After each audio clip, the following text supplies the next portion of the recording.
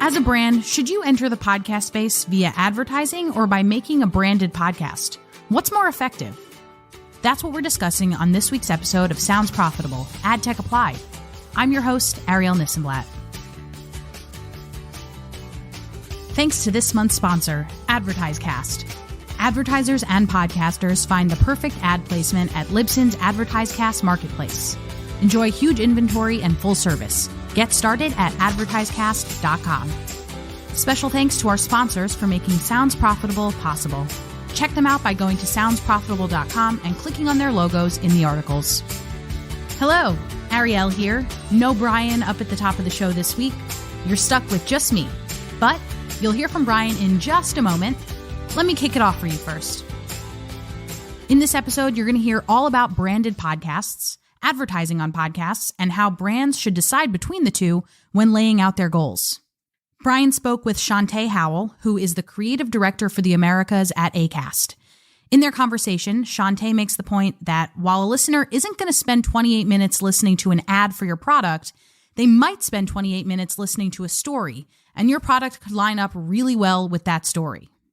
If you're unfamiliar with the concept of branded podcasts, here's a quick list of ones that I've enjoyed over the years. And hey, you might not have even known that these were branded. First up, we've got Why We Eat What We Eat. That one is from Blue Apron. Then we've got Work in Progress, which represents Slack's second run with branded podcasts. There's also Inside Trader Joe's. You probably knew that one was branded, but it was such a good time, right? And then there's The Sauce from McDonald's. This one was created in 2018 in response to a PR problem. So as you can tell, there are lots of reasons to make a branded podcast. When done right, they can be a great way to spread brand awareness, tell stories, interact with customers, and so much more. I'd love to know what branded podcasts you listen to, and if it made you think any differently about that brand that was associated with that podcast. You can tweet at me. I'm at Ari this and that. And of course, you can tweet at Sounds Profitable. We are at Sounds Prof News. So about that conversation between Bryan and Shantae, I'm about to hit play on it, but here is what I want you to listen in for. Number one, the difference between sponsorships and advertising. I've always wondered, and Shantae and Bryan break it down. Number two, when to consider making a branded podcast for your product, service, or organization. At what point should you consider that? Is it in the brand awareness phase? Is it in the customer acquisition phase? Where along your path should you be considering getting into the audio game? And number three, if you do decide to make a branded podcast, what are the factors that go into the creative process?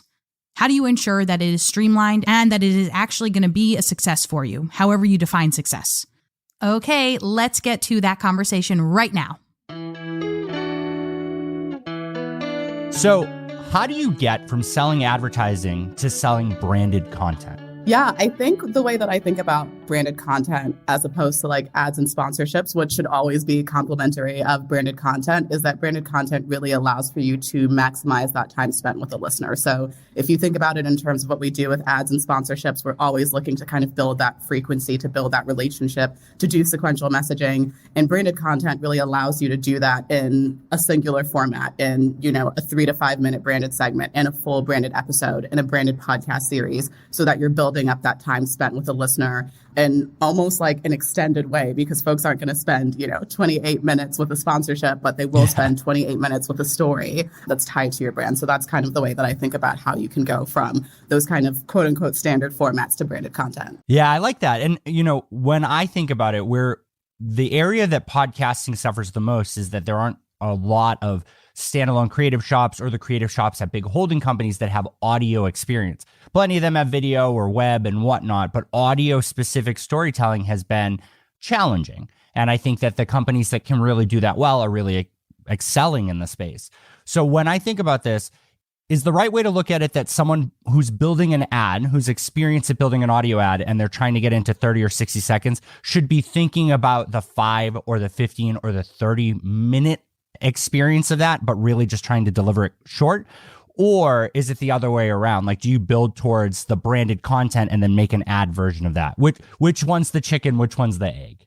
Oh, gosh. I would say ads and sponsorships are probably the chicken, because you want to get to know your audience a bit first. You want to see, like, what podcasts are they really resonating with? And I think once you figure that out, that tells you what are the stories they're interested in hearing, and you can start to make the connection between those stories, the podcasters that really resonate, and how you can kind of do some deeper storytelling with your brand.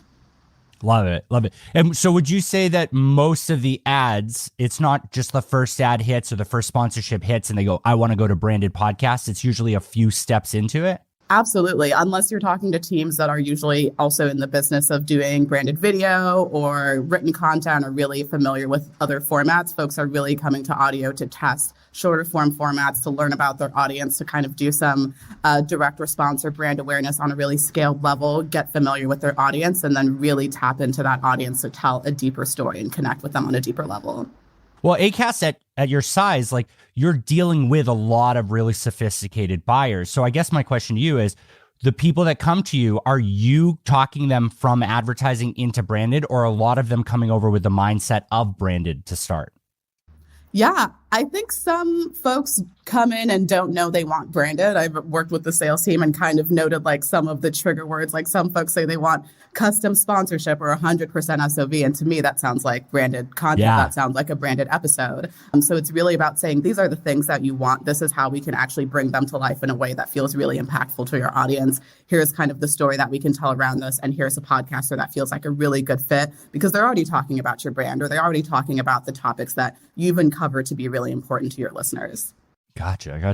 And so the podcaster, the host in this situation that you make the association with, how much control and personality are they bringing to the table? Like, is Acast in this situation, or is anybody who should be selling branded content, should they be treating it like, bullet points in a host read where you're giving them direction? Or is it a little bit more involved? Like, do you have to get really deeply involved in the scripting process and everything? Yeah, it's absolutely a partnership, and it definitely depends from advertiser to advertiser. There are some cases in which an advertiser might have too many stipulations where branded content on an existing podcast might not be the best fit for them. But oftentimes the conversations that we're having start with our creators actually, and having the conversation of what are the stories that you want to tell, but don't maybe fit within the existing framework of your show. What stories would you be interested in telling perhaps as a bonus episode, so it can kind of fall outside of the usual editorial content, but still really feel authentic to your voice and give listeners a little something extra of your personality, of your story that they'd be interested in hearing. And then on the flip side of that, we work with brands, and when we get opportunities coming in the door,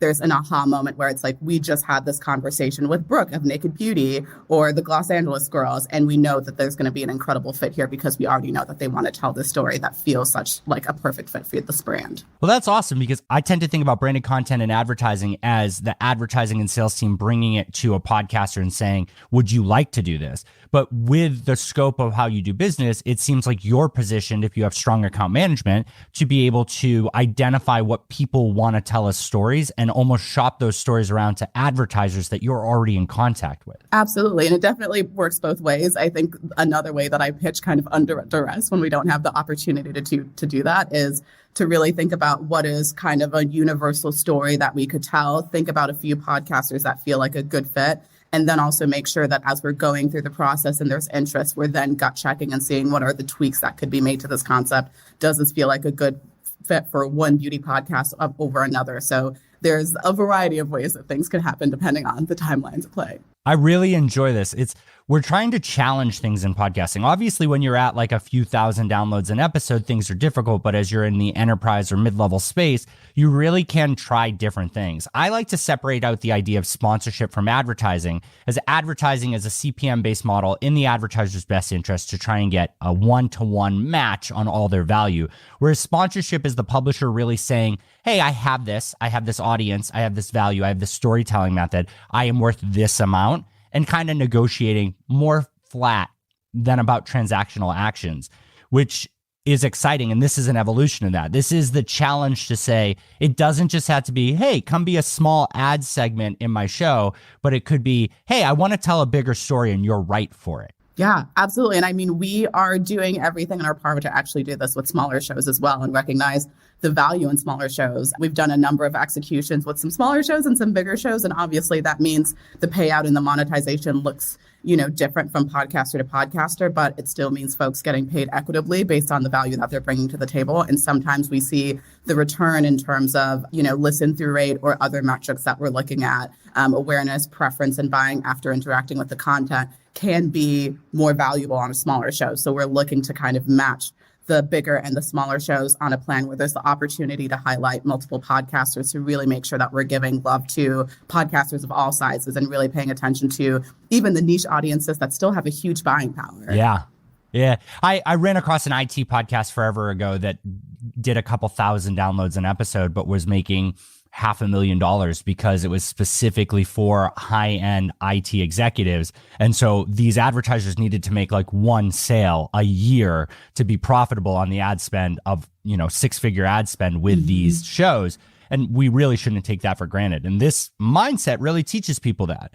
And I like what you said, that you're working with publishers of every size, because that gets into a big movement I feel that we're having in the podcast space, is that podcasting is a fantastic creative channel, but because it's open, because it's the base of video, because it can be an origin source of written word, it is really about podcasters knowing that they're content creators and exploring more than that. I mean, when I do a podcast episode and we make the headliner clips or, the little social cards with the quotes and whatnot, and we provide them to the guests or we share them ourselves, they get a lot more buy-in. And so your reach just doesn't become the number of downloads that you get. It becomes, how can those assets be used elsewhere? And content creation, as we all know, is incredibly time consuming. And sometimes it's hard to embody a different perspective.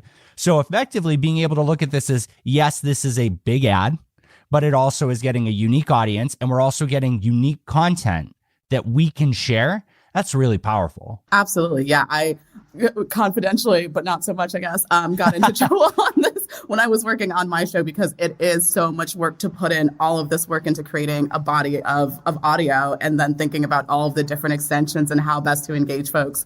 But we have this conversation with our creators and our advertisers all the time. Our podcasters are, building ecosystems. They're businesses in their own right. They have blogs and newsletters and like wildly large social followings. Yeah. In some cases, their social followings, despite the fact that they really started through audio, end up being bigger than their audio platform. So to really play into all of those different kind of parts of the ecosystem that they're doing, the live events, the social, all of that good stuff. Some folks are doing like live streams on YouTube and Twitch. There's a really incredible opportunity for advertisers to really build 360 platforms that are podcast first, but have the ability to go beyond.